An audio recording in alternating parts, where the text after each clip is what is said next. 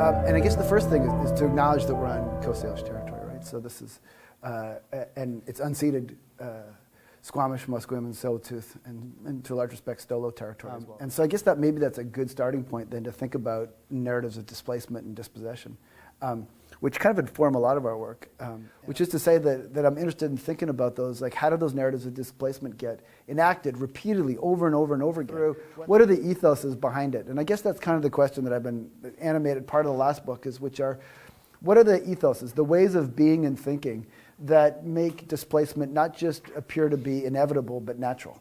And what kinds of politics might speak both to the working class aspirations that places like Fort Mac answer to, and the ecological damage that is being done, but also to think about a politics that moves way beyond kind of instrumental, urban, green liberalism, a touchstone for thinking about all kinds of, not just ecological issues, but issues of development, issues of thinking about futurities, and issues of thinking about land and about sovereignty.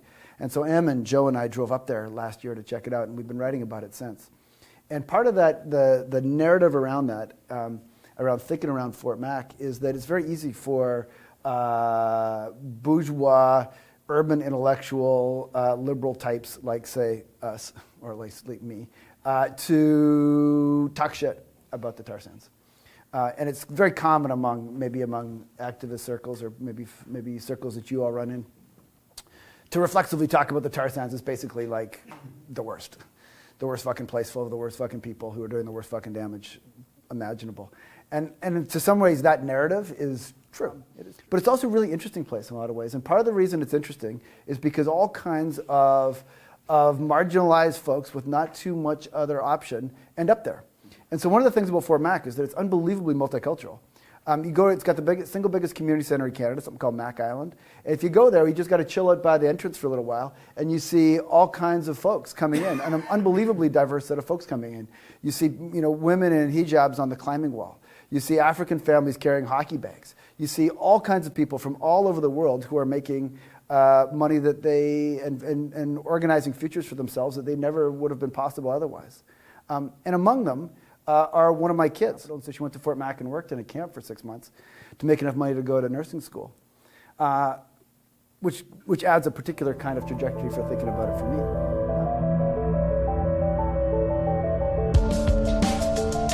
About 2 years ago, I finished a project just down here, and I was thinking about what exactly my next steps were underway. A good friend of who's a mentor to both Em and I said, "You know what, Matt?" He said, the populations you think you've been working with, and so for 25 years I've been a community organizer in East Vancouver, basically running stuff for low-income kids and families.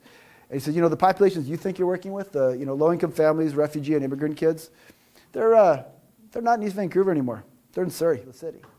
And they're out there partially because, almost entirely because it's cheap. It's where you can find housing. And it's cheap because it kind of sucks.